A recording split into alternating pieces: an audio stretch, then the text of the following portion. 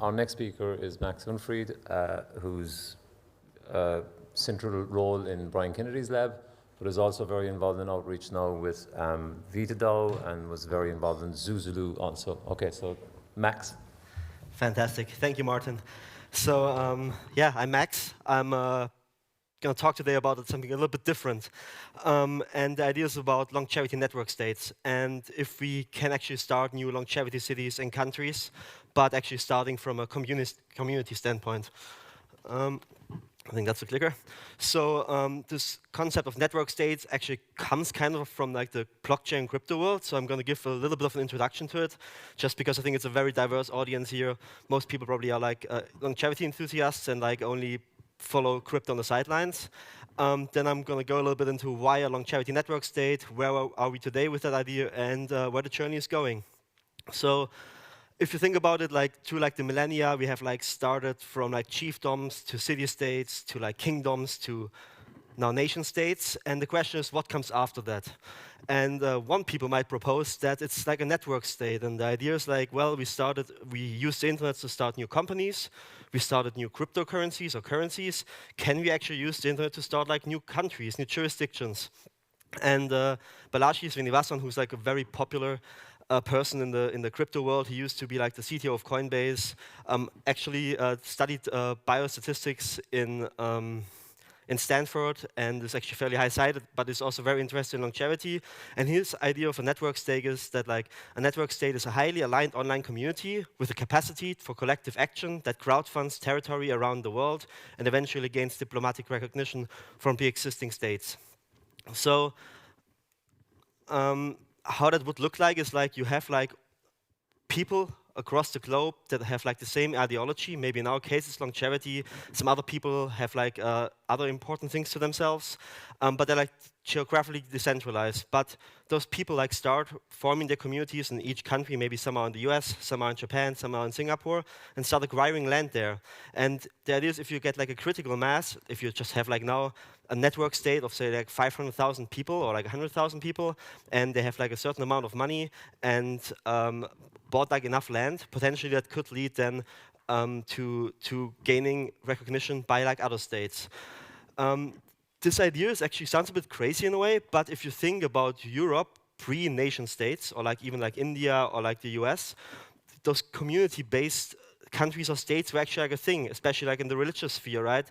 That like, this is Germany, I'm German, so that's like from the 1600s, where you had like certain parts were like run by Protestants, some other parts were like run by the Catholics, and they were like intermingled, right? It's like there was like one Catholic state, then a Protestant state and another Catholic state, and so on. In my hometown, actually, like literally the small villages like have like different religions or had. So this idea of like community-based countries or states is like nothing new, but now we're putting it into like the internet world. So the idea is like cloud community first, land last, but not land never. And if you look about it, how could we get there?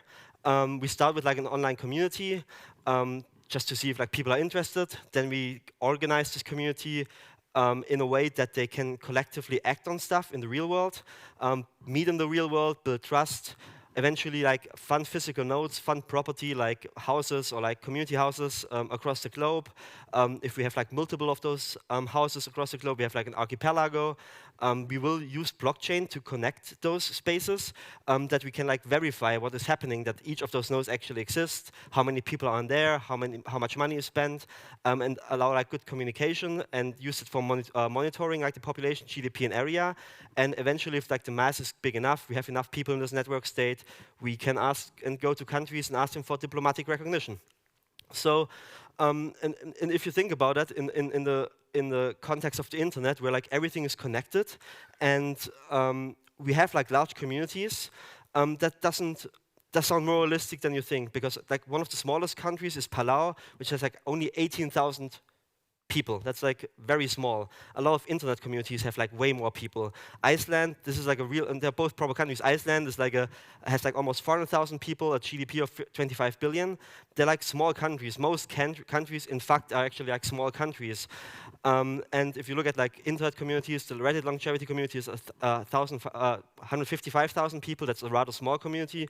But they're like communities in the internet that like have like thousands, millions of people. So it's just a question, how do you organize them to actually allow them to make the next step into like the real world? And maybe if we aim at a network stake at the beginning, maybe 50,000 to 200,000 people, that's like puts you probably at a population level of like the top 120 countries already. And then obviously how the GDP, how big that will be and how we get there, that's open, and obviously there are a lot of questions to ask. So starting a new state or like a new city sounds crazy and ridiculous, but I think I'm in good company here because some other mad crazy ideas that once were ridiculous are like that aging is modifiable, right? Now like this year or like in the last few years we have like clinical trials that like target aging, right? Similar like 2009 Bitcoin, a lot of people were laughing about it. In 2021 it became like legal tender in El Salvador, and like big banks and financial institutions now like really consider it as like a proper asset. So network states in 2023, who knows where we're going or where we'll be like in 20 years from now, because this is like obviously like not a fast thing to do, right? This will take time, and probably at the beginning it will have like a lot of criticism, and we have to overcome that. The good news is that like since this concept emerged, like a lot of more organizations have like thought about it and like started developing in this direction. So there's obviously like this concept of startup cities, which is like more starting new cities, then network states, and all of them have like different missions in a way. You have like some Chinese diasporas who are currently trying to build like new Chinese cities outside of China. Then obviously like we're with VitaDAO, we're like more interested in longevity network states. Some people just think, well, we should actually have like nice, pretty cities again, and have the idea, okay, could we build cities like when Rome or Athens would never have died? So like a lot of interesting people coming together and thinking how this could be possible. Also, we actually were able in the last 50 years even like to start new cities, or not start new cities, but like build up new cities into like new metropolises like Dubai, Shenzhen, Singapore, right? Maybe not that much in the Western world, but in the Arabic world and in the Chinese world or in the Asian world, this has happened in the last 50 years. And we also previously built actually cities only for the purpose of science, like Los Alamos and the Manhattan Project. So the question is, can we build new cities for science that are maybe focused on longevity science and longevity medicine? So another way of thinking about it is maybe, can we engineer blue zones through lifestyle and biotech? Can we learn certain things that we see from blue zones, that we learn like from academic science, that we learn from biotech, and have like a measure of like what a successful longevity city would look like, right? I mean, Okinawa, the median age for, or the mean age for men is 84 and 94 years for women. Can we maybe start a longevity city where the mean age, or like the mean lifespan will be 110 years if we like put all our wisdom together and like really focus on a few places in the world that put all that knowledge together. So why would we want to do that? Well, to get like people, a community to get together of aligned people that then are healthier and live longer and show actually that it works. But also we have like a lot of problems that the FDA and the EMA, the regulations are so tough nowadays that it takes like a lot of time to get them through. And I think Liz was just mentioning about it as well, that people should have like the right to try out, but also doctors should have like the right to test out novel medicines. So maybe we can start with a blank slate if we like start a new city or a new state and have like a fresh look of regulations and bureaucracy. It might be that we like just converge to what we currently have, but I think we should try it out and see what things we could do better. And that way also have expedited pathways for molecules and medicines to market, and also just have like more legal autonomy of research and development, self-experimentation and novel treatments. And I think one thing is important, that we should just diversify on that. Diversify in that, yes, we should have like the FDA and EMA, and they should be doing what they're doing, right? I mean, they want to keep people safe, but we need like room for experimentation, right? If like the entire whole globe, the entire world would only like stick to like one kind of way of how we go about like drug development, we probably like end up in a stalemate, or like in a we won't be moving forward as fast as we could. So yeah, not all eggs in one basket, so we should have like spaces where we can test and try out.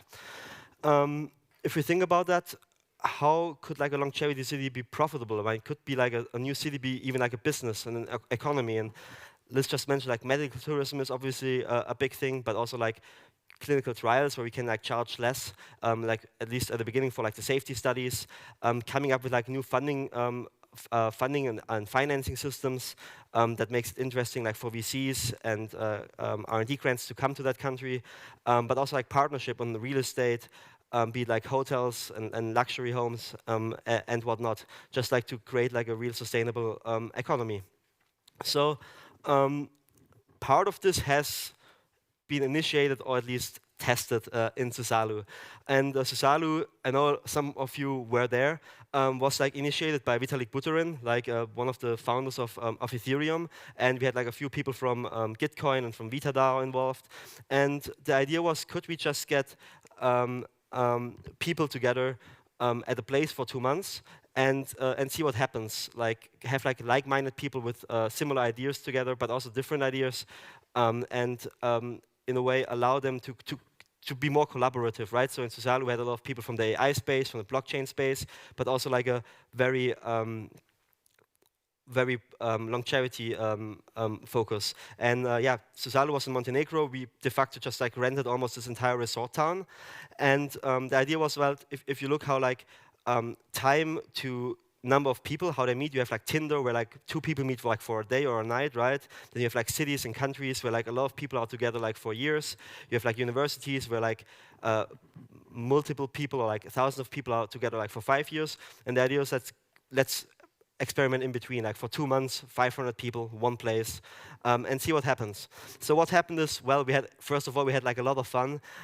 We did like a lot of cool activities together. I think a lot of friendships were created there, especially from people that wouldn't have met otherwise. But there was like also like a lot of learning, right? And like a lot of exchange of ideas of like what technologies can be used to build like a better future.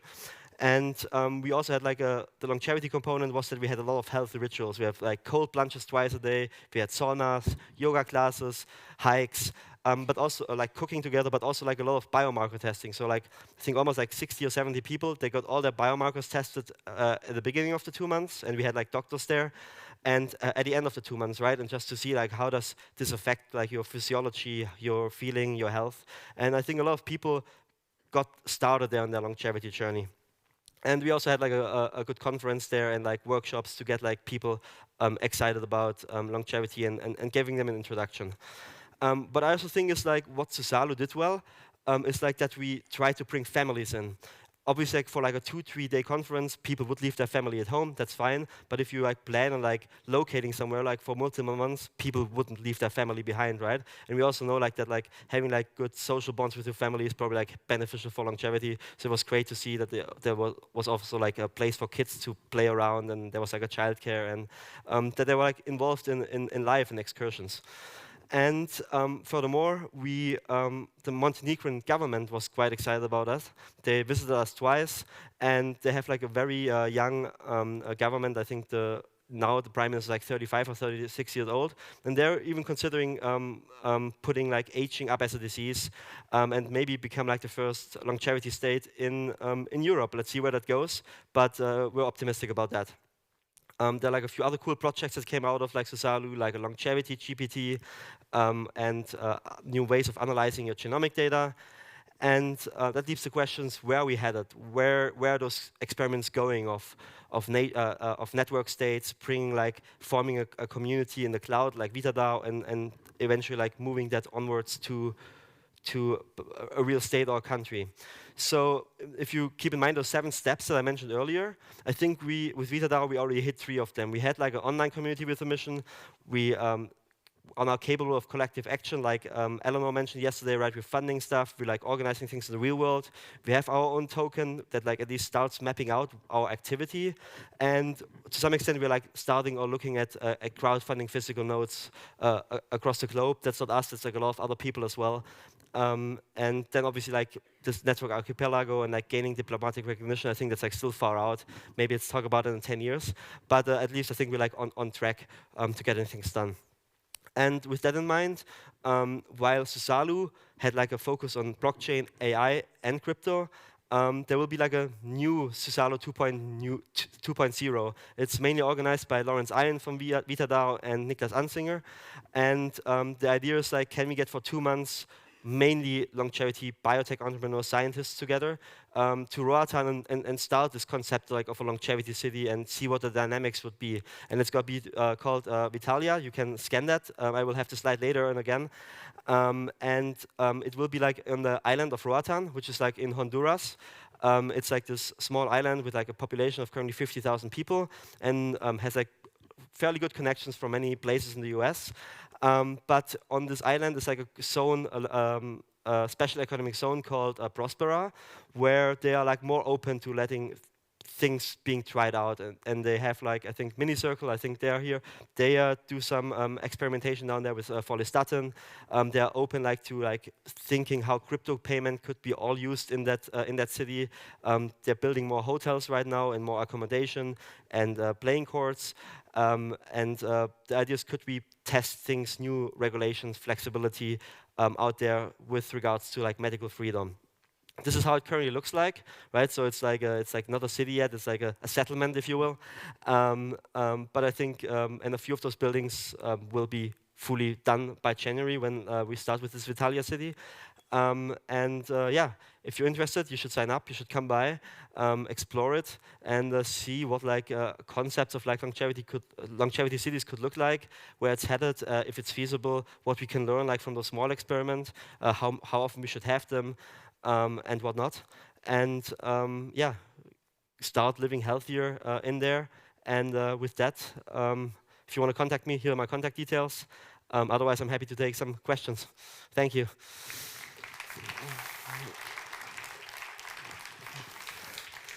We just take one again.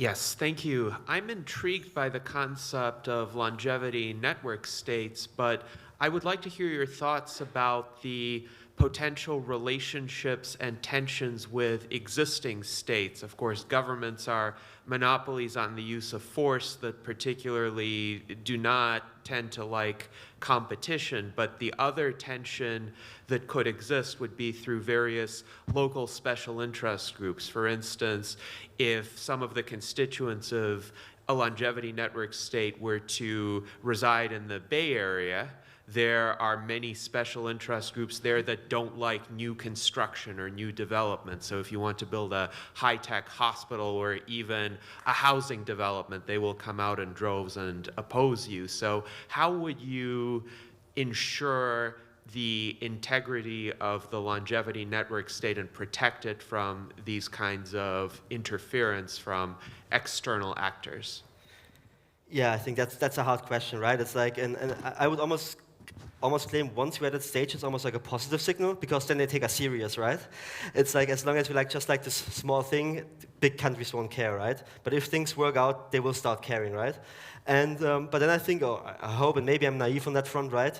That once you have diplomatic talks, and like, I mean, you see that you can provide value that maybe certain countries are like not providing, that you get like backing of like the broader population of the world, but also that those countries probably see that like different ways and they can benefit from that somehow, right? And that's not like more like a rivalry, but more like we help them, even like their citizens becoming healthier and better, that eventually like cost them less money, right? Or maybe they absorb us and all our ideology, right? And say, well, okay, longevity is the way forward. That was a good experiment. Please, like, roll it out now like, on a nation-level scale. That's the idealistic thought, right? The bad idea would be, well, they come with military and shut us down. I don't know, but I hope not. We take one more very, very quick question just behind you there, I think. Thank you. I'm a doctor from Thailand, but I also have another hat as a company director also. So my question is very simple. As you know, for most business, cash is king. So I always get question about what is the actual value of the token or the cryptocurrency that you're using in the longevity network. Because when we connect people around the world, in the physical world, we use different type of currency. So what is the actual value that we can convert into the physical world that keep our business running? Well, I mean, the actual value, I mean, it's usually, I guess, it's still supply and demand, right? So it's like just like normal economics. But then, I mean, you have like stable coins, they are called, like cryptocurrencies that are literally like backed by the US dollar and pegged to it, like one USD crypto, USDC, is equal 1 USD. And I think they're almost like interchangeable. And yeah, so there's like off and on ramps for like crypto to fiat and the other way around. Thanks. Okay, thanks, Max. Thank you. Good, thanks. So